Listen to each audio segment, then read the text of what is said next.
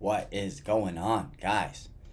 And welcome back to the channel for another episode of our Wednesday live streams. I'm going to cover some news articles, but I really hope you guys drop some questions in here because, man, that's what we're doing it for, is to give you some free consultation. So hopefully you guys show up. And in the comment, let me know where you're coming from. Drop your comments down there, your questions down in the comment section. Hit that like, subscribe button. Let everyone else that's subscribed in the YouTube algorithm, let them know. We out here. Where are you going to get this? Classroom? I don't think so. So without any further ado, let us go ahead and dive right on in to the content.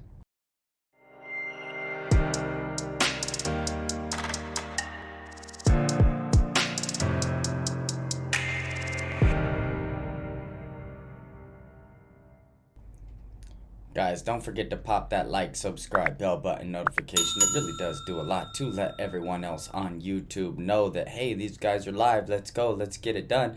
And I just want to let you know that I'm here for you. I'm going to do it regardless, but it's advantageous for you to get in here.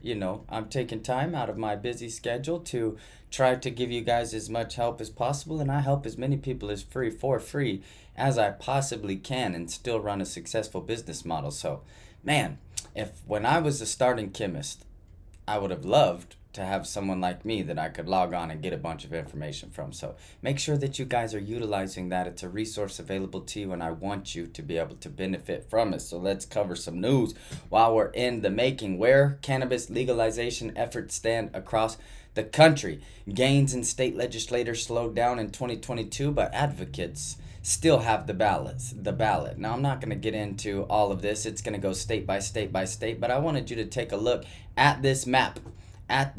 Everywhere that's gray is legalized. Arkansas, Washington, Idaho, Montana, Oregon, Utah, California, Nevada, Colorado, Arizona, New Mexico, Minnesota, Iowa, Illinois, Alabama, Georgia, Texas. Can't believe it. I grew up there. North Carolina, Connecticut, New Jersey, Pennsylvania, Virginia, Michigan, New York, Maine, Vermont. Boy, look at that. So many people out here. But the one that I want you to see is, guys, reach out and contact your state legislators. Let the people know who, when you're voting for them, they're like, hey, man, this is not very cool. You have legislation failed in Wyoming, Wisconsin, Ohio, Indiana, Kentucky, Tennessee, South Carolina, Louisiana, Delaware, New Hampshire, Hawaii, and Florida. And I know that a lot of these are red states, but guys, get in there and let them know, hey man, why is our legislation failing? We got enough signatures to get it on the ballot. We want a legalized, processed marijuana, and we want it now. And let them know that's what you vote for them for. And that's what they're supposed to do. So here you have some referendums coming in Oklahoma. Actually, they are going to legalize. I am almost 1,000% sure at this time. You have OMA jumping in and regulating all of that. So they're legalized for medical. So Arkansas is the same way. Montana is the same way. So these guys are coming around, and then you have Maryland and South Dakota that are also, they have a referendum on the ballot. But guys, I just wanted to let you see that out of our 51 states, there's 1, 2, 3, 4, 5, 6, 7, 8, 9, 10, 11, 12, 13 that are just saying no flat out. Right, guys, the majority has spoken. Get on the phone with your people, with your legislators. I mean, it takes some advocates. Look at these people up here. Look at this lady. That's how dedicated you got to be if you want your system to take off. Look, not these guys. These guys are just sitting there, and they look like they need to hit the gym a few more times. This lady, like right here in Nebraska, she's going for it, man. She's in front of the state capitol. She's letting people know. She's waving her hand to be noticed, and that's what we got to do. That's what we got to do. Believe me, I've been to many conventions. I've been in front of Senate buildings. I've been in front of the Colorado Senate, actually, advocating on behalf of them. So I know what it's like. It takes hard work, but you got to let them see that we, the people, are speaking. So state lawmakers across the U.S. call for federal marijuana legalization and banking reform in revised resolution. You know what's the worst part? And this is the worst part because of all of the people out there that are business owners, that this is kind of hurtful because a lot of clients that I get into contact with, they're like, yo, Grim, I'm doing pretty good in my business, but basically I just wanted to see if you could consult with me so you could teach me, how do I take capital? How do I get paid for my services that I'm providing?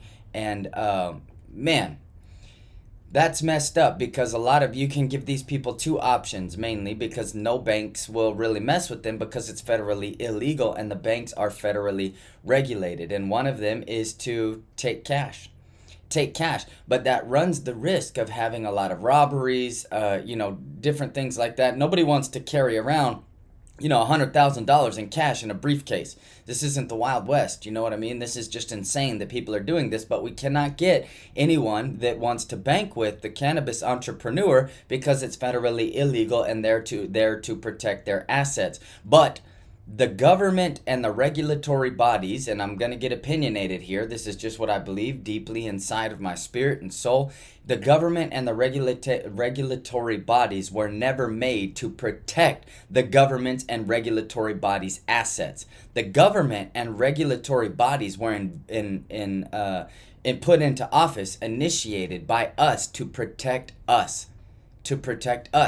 So, giving us no ability to bank and no ability to make any money, and either I have to stay with Bitcoin that's extremely volatile. I could wake up with $100,000, I could wake up with $200,000, I could wake up with 10. You just never know, depending on what type of market that we're in right now. Or my other option is to carry around a briefcase full of money. That is not right.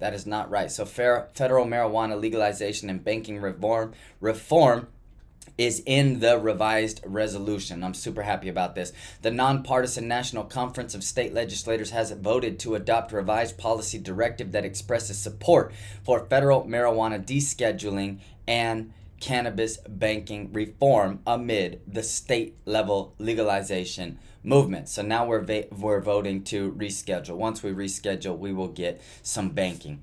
Yo, guys, let me know where you guys are. Rick, what's up out in the chat? Intellectual Being. Oh, I like that Being. You ever get on those Being NFTs? I copped me a couple of those right when they came out. The price plummeted, but I was able to get me some of those Being NFTs. I really liked that community. Is there a way to make a DIY distiller for $100 or get a simple distiller? Will it work? No, there is not going to be any way possible that is going to give you any type of ethical solution for any type of laboratory production that you're going to DIY for $100. Absolutely not. And I would highly advise you to not take that route. And I will tell you from personal experience, we were working with the Lab Society Short Path Distillation. We were working with a Lab Society Short Path Distillation unit, and I had actually broken because the previous person before I got there to consult had left the cold trap on and had never taken it off or cleaned it. So it fused. That collection orb fused, and as I was trying to wrench it off and get it off, it broke. So that meant that when it broke, that we needed to replace it. So instead of going to Lab Society, who does charge an exorbitant amount for all of their glassware, he decided to get one of his buddies to blow a replacement. It was cheap. I think the dude charged him like $50 to blow a replacement. Brought it in there. Did not tell me, because there's no way I would have ran that without it being, proper borosilicate glass. We put it up there. Everything was going good past the head's fraction. I isolated the vacuum in the orb and then replaced it with that new orb and put it right back up onto the distillation or the triple cal distillation head. And then let the vacuum go through again. Because the vacuum hit so quickly in the rest of it, everything imploded, and because with every reaction there's an equal and opposite reaction, since the implosion was so bad, it exploded. It knocked everything off the table, shattered all the glass, exploded right in my face. I mean, it was angels that protect me, straight up, because the guys were freaking out. We got it all on slow-mo video, 4K resolution, literally had this short path distillation unit blow up in my face. Luckily, I did have safety goggles on, and actually I escaped without even a scratch. But if you've ever been in a room, a critical room situation where something blows up, I'm telling you, $100 is not going to be worth you doing that. So Alakan Gooney, I believe, is the one that said that. It doesn't matter how bad you want to get into the industry, and I'm telling you from experience, man, it does not matter how bad you want to get into the industry. If you're going to do it at a sacrifice to yourself and your safety, then you're on the wrong channel, my friend. There's never going to be, now I'm going to teach you how to cut some costs, but there's never going to be a way that I'm going to be able to get here on a video and answer some sort of question. I'm not harping on you, buddy. I'm doing it because I'm concerned for your safety, not because any pompous attitude or anything like that. So I don't want you to think that I'm getting on you right now. I'm just saying I have seen and know of people getting hurt. You can go back there and watch, there's a video back there that says, beware, HHC, watch this before you try. We were actually called in to consult with the Los Angeles DA's office and also the fire marshal that was ahead of the investigation on one of these laboratories where they were using cheap and unsafe purposes, and they called in a consultant to make HHC. The consultant did teach them how to make HHC and killed 3 people in that laboratory when it blew up. So this is real. This is real. This isn't let's get into the cannabis industry and make a bunch of money. This is if you can't do it safe, don't do it at all. If you don't have the proper investment, do not invest in it. You just don't get started until you've got the way to get it started first. And I'll do all of my high-tech equipment after I've got a complete budget for safety infrastructure first. If I walk into a laboratory for consultation, I do not care if these people are going to give me $150,000, $200,000. I got 2 beautiful little girls and a beautiful wife at home that I'm coming home to. Doesn't matter if I leave them $250,000 if I'm not there to share it with them. So if I walk into your laboratory and it's unsafe, I will give you a list of everything that needs to be fixed, and I'm not coming back until it's fixed. And that's how you should be all the time. There's always going to be a better opportunity. Alec and Goonie, if you're getting regulated by your country or something like that, then the cannabis industry isn't the industry for you. Work a different job until you can find a way to get out of that country and go pursue. Hey man, I grew up in Lubbock, Texas. There was not any type of ability to get any type of cannabis job whatsoever, even after going to school for it. All of my family was there. Everything that I knew was there. I had never even left the state as a young kid fresh out of college. And you know what I did? I left. I packed everything that I have. I left and I went to Colorado, and that's where I started the cannabis industry, and that's where I got all the information. That's where I got all the training and everything that I'm conveying to you guys here. So if you're in a place that, I'm speaking from experience, if you're in a place that they're not going to let you do it or you're not able to do it safely, get out of there. Find some way to get out of there. I was working concrete. Straight up, I was pouring concrete. It's one of the most grueling, terrible jobs ever. Rain, sleet, snow, 115 degrees out in the South Texas sun. I was pouring that concrete until I could get out. Just wondering about propane butane blend. That's my spew. Sorry, I didn't mean to go off on you, Alec, and I'm concerned about your safety. I don't care where you are. You're the most important person to me.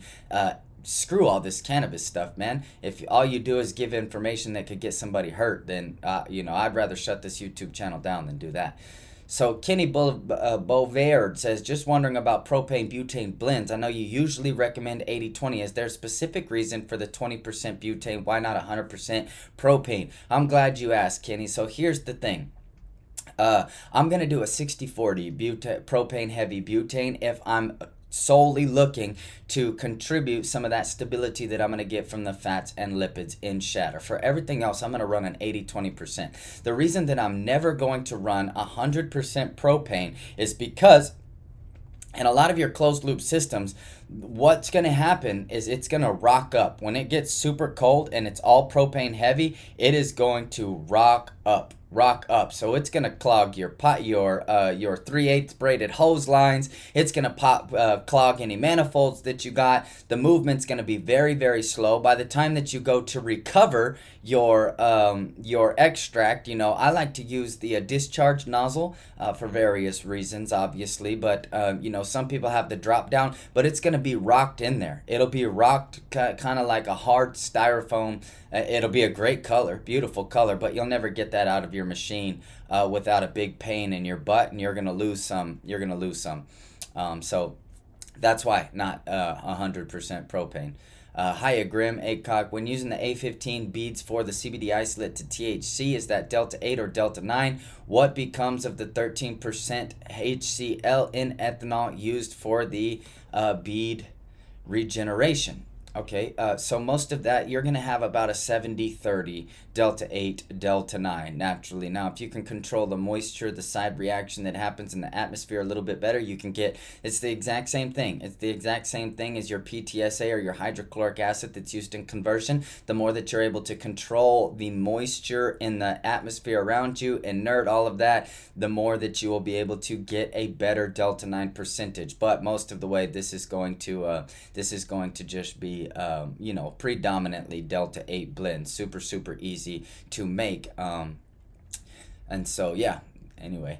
So don't run my short path with a crack in the boiling flask. Boom. Yeah, please, bro. Please, bro. Crack in the boiling flask. That's a real good way for liquid to start leaking out and, you know, all into your mantle. Woo! You know, another thing. Here's another funny short path story. One time, there's a good way that you can clean, especially a short path distillation unit, if you let your unit cool down, and instead of breaking down every one of your pieces of machinery and then cleaning them all like that, while it's still a little bit warm, you can remove the thermocoupler there and just spray a little bit of isopropyl alcohol down in there. Now, I was a very young chemist when I did this. So I spray a little bit of isopropyl alcohol down there. Unfortunately, since I removed the thermocoupler, I could not see the internal temperature, and my mantle temperature was giving me an appropriate reading, and that thing was lying. I sprayed a little isopropyl alcohol down in there, spray, spray, spray. It started boiling off the vapors. The vapors traveled down the distillation head. Everything was getting cleaned up nicely, and then all of a sudden I heard whoosh, and the entire boiling flask went up in flames. Now, because it was contained and there was no oxygen inside of that boiling flask, it was just a big woof, and then it went back out. But it started burning, and it set off my LEL meter. It covered my entire laboratory in black smoke. I've seen a lot of things, so yeah, it's just another funny story. And I know I'm giving you guys a bunch of stats. You're probably like, man, I shouldn't even listen to this guy. This guy's got a bad time in laboratories. These are just some of the instances where you learn a lot of things. You learn a lot of things in a critical room situation.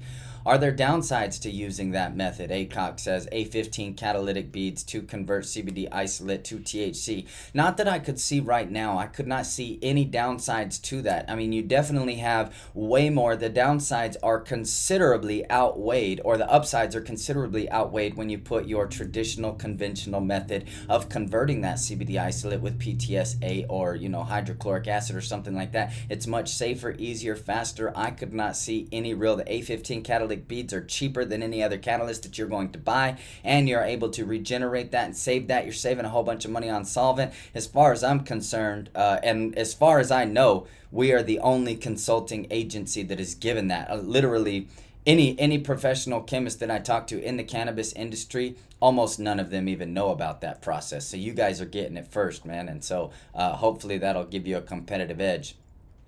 G Waters on a late night shift. Have a good one. All right, buddy. Go to work, man. Go get that bag. Secure that bag. We'll see you later, bro. Hey, what's up, Wally? Wally's out here. We got Rick. Beers all around. I have about 10 kilos of, Brad says, I got about 10 kilos of CBD with ppm heptane. Boss wants me to use distilled water at 100 C to force the heptane out. Is that even necessary? Wait, what? With ppms of heptane, 10 kilos of CBD with ppm heptane. So you're flagging parts per million. The boss wants you to use distilled water at 100 degrees Celsius to force the heptane out? Oh, man, distilled water's going to boil at 100 degrees Celsius, buddy. I don't think... I'm trying to figure out why he would say to do that. Why don't you just warm it up? Why don't you just warm? I don't understand. Why don't you just warm up the CBD, put the CBD in a vacuum oven and warm it up and get all of your ppm, whatever parts per million you've got, get all your heptane out. That's theoretically what you should have done in the rotovap to begin with, but basically, right, especially straight after making a CBD isolate and then you wash it with whatever solvent that you're going to wash it with, I'm always throwing it into the vacuum oven to make sure that it's purified after washing it, and I evaporate all of that solvent that I washed with. That should be part of your standard operating procedure no matter what. Now, I would tell your boss, look, we're not going to flush it with a bunch of water, dude. We're just going to stick it in a vacuum oven. Okay, does it matter which way you connect the molecular sieve as far as the in and out? Always in through the top, out through the bottom. In through the top, out through the bottom. Yep, always come in through the top, out through the bottom. There was a while where people they were trying to we got to saturate as much of the biomass as possible. So they were filling from the bottom, pressurizing it up from the top. Anyway, we're not even going to get into that. But yep, just in from the top, out from the bottom on your molecular sieve. Rick says, hey Grim, in a closed loop, does the dewaxing chamber help with the extract color as well? Negative. Dewaxing is going to be specifically for what it is. At this point, the solvent has already passed over the cannabinoids and all of the water-soluble materials, the main contributing factor or catalyst, if you will, to the green or brown material or looking material that you're going to get in your final extract is all coming out of the biomass anyway. So at that point, all of it is already in the solvent by the time that you go to the dewax chamber. If it was my professional opinion, I would tell you to throw that dewax chamber away. Make sure that your solvent is cold. Make sure that your biomass columns are jacketed, and make sure that you're using the correct solvent combination, and freeze your biomass beforehand. So at that point, you will be doing everything that you can, minus a CRC, to get to get your extract color down. The dewax chamber is just going to take a bunch of your time to dewax your extract, which is great, but I could take it or leave it. Okay, are there a better alternative to beads? As far as a desiccant is concerned, intellectual, I like my beads. I like my molecular sieve beads. I'm not saying that there isn't a better alternative. We all know that silica gel is also a better is also a good desiccant. As for me, sieve beads have worked, and they've worked for 10 years, and I continue to use them. Now, that doesn't mean that there's not a better solution out there, and I don't make any pretense or assumption that I know everything that is to be known out there in the industry. And so since sieve beads have always worked for me, that's just always what I'm going to use. So there might be a better one. I couldn't really tell you. Brad, in a 50-liter roto, no, negative. That's, well, yeah, I mean, essentially in a 50-liter roto to recover your solvent. But after you recover your solvent, you want to take that CBD isolate and throw it into your vacuum oven, no matter what. I mean, that should be the end of your SOP, no matter what. After washing, it should be put on parchment paper in a Pyrex dish and slid up into that vacuum oven and just left there to purge at about 90 degrees Fahrenheit, for 24 hours or so, and just come back. You're welcome, ACOG. ACOG says, thanks, Grim, for your time and knowledge sharing. Yeah, man, anytime. I want you guys to succeed straight up. I want you guys to be booming, making that money. I believe that if you level up by yourself and you don't level up everyone around you, you didn't really level up at all. Okay, or freeze all your gear. Wally's got it. Wally's on the ball. He already knows. He's got that knowledge out there. Freeze everything. From freezing everything. Okay, ACOG. Or use nanofiltration. Oh, I missed what am I talking about here? Nanofiltration? Or use nanofiltration. Exactly. You're absolutely correct. You must be talking about de-waxing using nanofiltration is the next level anyway. Okay, intellectual being says, China a decent supplier? Now look. Yeah, that's what I thought, ACOG de-waxing.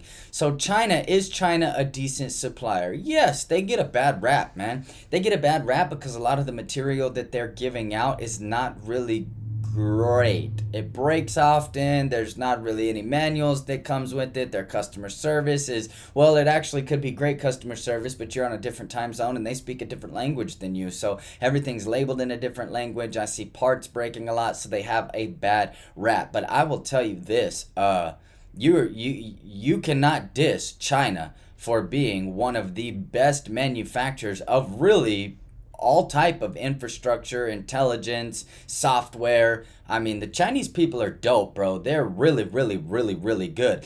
The problem, it's not China is not a decent supplier. They don't have great engineers, because they really do. They really do. In fact, I think that they might have equal to, if not better than, engineers and suppliers than we have. The problem is that a lot of these American companies are going over there and materials are cheaper. So you get what you paid for, man. You get what you paid for in a lot of cases, because the glass is cheaper, the stainless steel fittings are cheaper, the craftsmanship is cheaper. That doesn't mean that they can't do a better job. That just means that they did a cheaper job to sell it to you and undercut. That's my only problem with that. But as far as them being a decent supplier, can you find some really great things coming out of China as far as laboratory?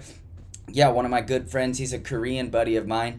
We built a laboratory together back in the day, and he sourced all of our glassware and stainless steelware from one of the biggest laboratory equipment manufacturers in China. And I will tell you, all of that stuff was top-notch, state-of-the-art equipment, way far ahead. We had put solenoids and automated valves in every single one of our closed-loop extraction machines and our distillation machine, closed-loop everything together. So we were literally doing extraction, distillation, and decarboxylation all from an automated machinery. So they can take everyone out of the laboratory, put some automated valves in there, and they can automate everything. They're dope. They really are dope. So I just wanted to say that.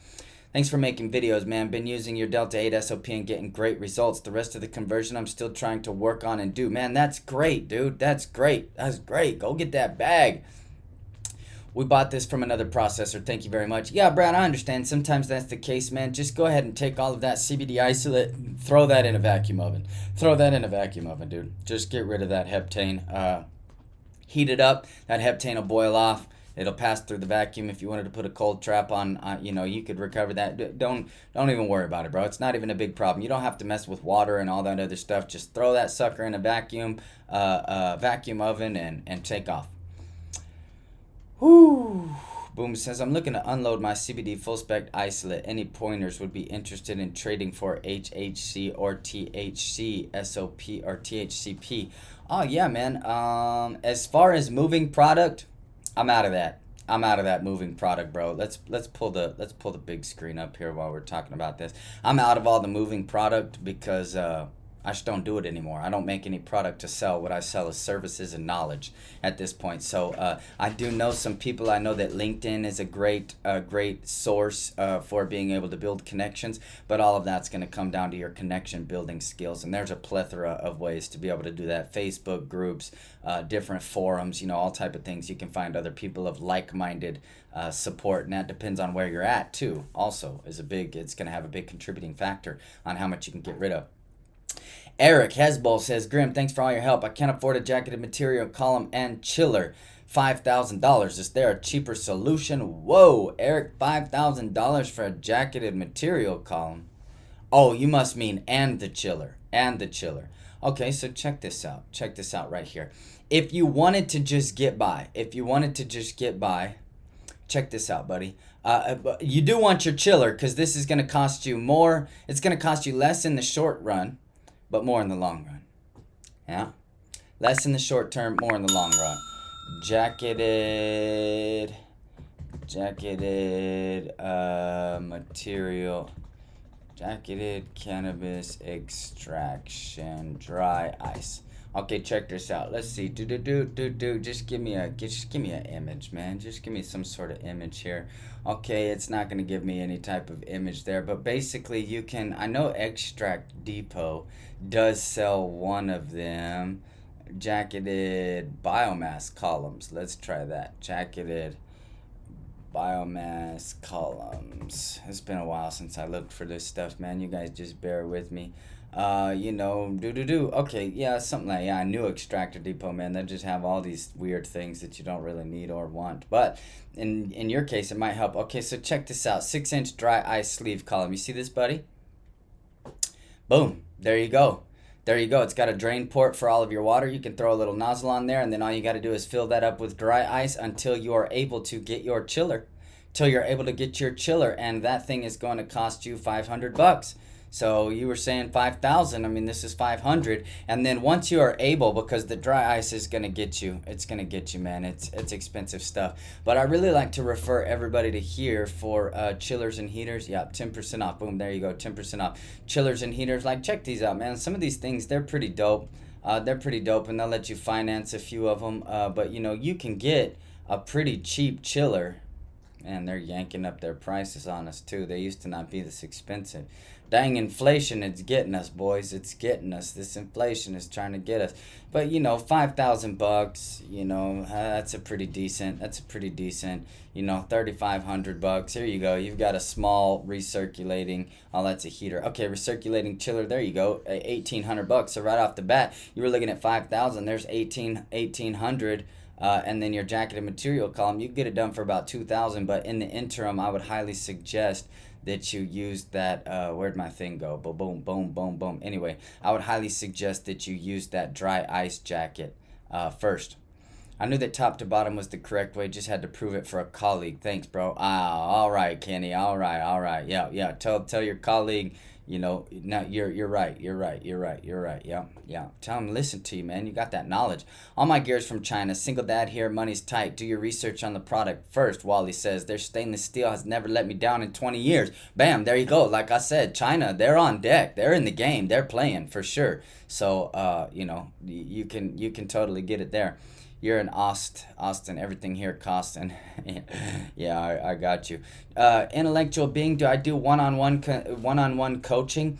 I can do one-on-one coaching. Yeah. The problem is not money anymore. My problem is time. So really, I try to refer everybody to the YouTube channel or the Extraction Builders Pro course, which is super affordable. It's $2,500 altogether. However, dude, I'll take whatever payment that you can make, $50, $25 a month, whatever you can get. I just want you to get the information to you, and then you can go through the course, and then I'll put you up in a Facebook group where you can, you know, there's about 600 people, other people there that have all joined that Extraction Builders Pro, and then you'll have a community where you can ask these questions too, and a bunch of different things like that. Sometimes I get on there, I'll answer some questions, but there's a bunch of good guys and girls there that really know what they're doing that you can help. Labrat says, what have you found is the most efficient and cost-effective way to clean and dry glassware? The most cost-effective is going to be isopropyl alcohol and time. If you want to get your time back and you want time and efficiency, a UV cleaner, bro. A UV cleaner. You got to get you one of those Google UV laboratory cleaner. Super dope. And now that I've used one and had one, I'll never go with anything else again. So it used to be I would just put isopropyl alcohol in my shake it upside down it on a strainer. Yeah, anyway. So Kenny, out here in Cali, seems that all that dry ice suppliers around here are having a shortage. Ooh, is there a dry ice shortage? Dang, boys, is there a dry ice shortage? Let's see. Dry ice shortage? Oh no, look, first trending topic, dry ice shortage 2022. Oh no, boys. Well, here, boom. You know what? I'm going to give you another example that you can do. Did you know that you can make beer ice? That's right. I said beer ice or drink ice. Just as cold as dry ice. All you want to do is take some regular fridge ice, and then you want to add about a cap full of isopropyl alcohol to that ice, and it will get cold as well. Guys, look at this. I can't believe it. Look at this. What is next for the dry ice industry? Oh no. Experiencing a number of challenges, one of which is COVID-19. No, dude, y'all messed up the infrastructure. Stop blaming everything on COVID-19. COVID-19 was almost 3 years ago, man. You know what I'm saying? And you're still this, then that, and the other. And like, bro, is that all it takes to cripple the entire United States economy as a well-planned biological weapon, chemical weapon? If that's all it takes, then we are toast. Where's the America that I used to know? I mean, come on. Dry ice is out, gas is up, this and this, and oh, it's Russia, oh, it's COVID. Stop making these excuses. Step up, man up. Be, you know, like if I was in, I don't know if I could do a better job. Maybe I shouldn't even talk like that. I've never been president. But yeah, carbon dioxide shortages attributable to the global supply chain crunch. There you go. Looks like we're having a global shortage. We're having a global shortage of dry ice. Well, in that case, you know what? We're chemists. And as chemists, we got to work around for everything. We got to work around for everything, baby. You know what I'm saying? So just take you some of that fridge ice and add some isopropyl alcohol to it. And, boom, there you go. You're just as cold. I've seen that USA Lab has a refurbished chiller for $3,500 and under 200 payments with good credit. Yeah, build that credit up, boy. I paid cash for everything in my entire life. My grandfather taught me to pay cash for everything. He said, if you don't have enough money to own it, then you don't own it. And I was like, all right. And that's how I lived my life. And guess what? I had a 0 credit score all the way to the time that I was about 29. I started building my credit at 29, buying houses and cars and different things like that. But if I didn't have the cash, I just wouldn't buy it. And I was made like that. But unfortunately, when you're in Babylon, they're like, oh, that's what it says when it says the horror of Babylon. Oh, you don't have the money. Don't worry. You can pay me later. Yeah, that's a scheme. But you got to have credit, man, especially if you're on a tight budget. Man, Rick, here in Maine also, looks like they're having a dry ice shortage. 50 liter to 30 liters per minute. That's decent. That's pretty decent. ACOG says the Extraction Builders Pro is worth every cent. Man, bro, I appreciate that. I really do appreciate that. Any knowledge on how to make those rainbow fruit strips or also a good coating for sugar-free gummies? Yeah, dude, but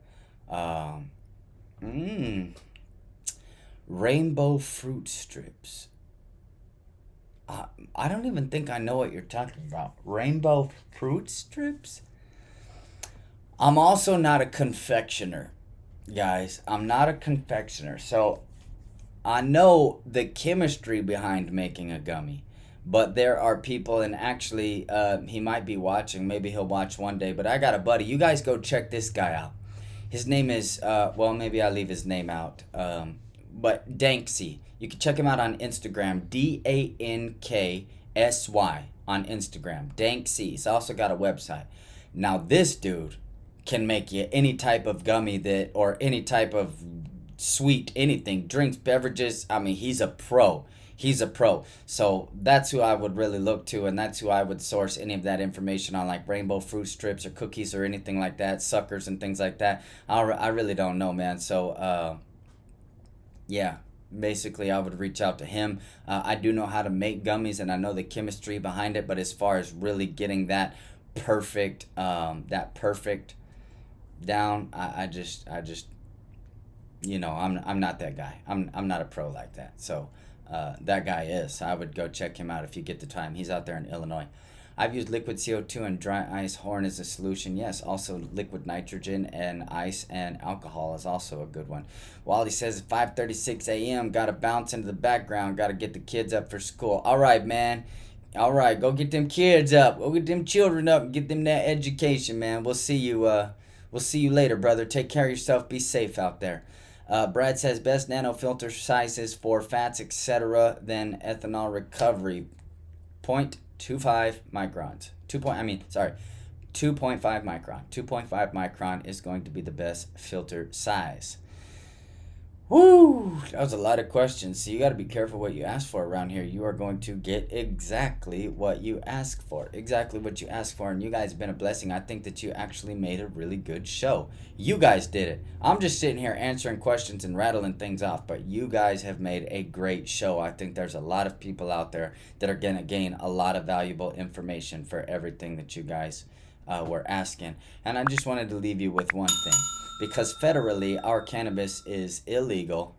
Check this out. I want to leave you with one more story. Biden's daughter-in-law reportedly shopped at a marijuana dispensary with Secret Service protection as the president leaves cannabis prisoners behind bars. I'm not even going to get into this. I just thought this is extra dope. Extra dope, pun intended. Straight up, taxpayers' money for Secret Service protection in the dispensary. Everyone's getting high. Biden's daughter-in-law. And at the same time, we got people serving life sentences for marijuana and not able to bank. Come on, bro. And I know, there's checks and balances. There's always that one person that gets on the YouTube chat box and they're like, apparently you don't know how the government works. There's checks and balances, and the president cannot just make all of the decisions himself. It's got to go through House and the Senate. Dude, I get it. I get it. I get it. I get it. And I'm not saying that I could do a better job if I was president. But hey, what do you know? Grim for president 2024. What do you guys think? No, I'm just kidding. I'm just kidding. There's no way you couldn't pay me enough to take that position. You ever notice how those guys look like 40 years older after their 4-year term? Man, must be a tough job. Must be a tough job, and I pray for anybody out there. I pray for anybody out there that's in that position. And you guys let your you call you call your politicians. Call your politicians and let them know. Let them know what you're thinking. Let them know what you want. You are the voice. You are the voice of reason, and they're out here to serve you. So let's all do our job together. Advocate as we can. Stay safe out there. Guys, you guys stay safe out there. Stay safe out there. Get your money together. Do it right. Do it safe.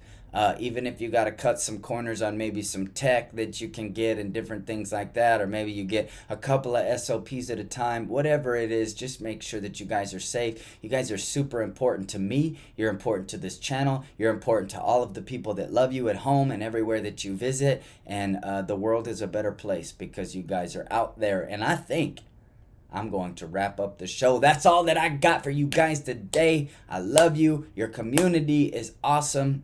You guys are the dopest community on YouTube. I've been telling people, watch. One day, we'll be up to, 30,000, 40,000 subscribers, and there you go.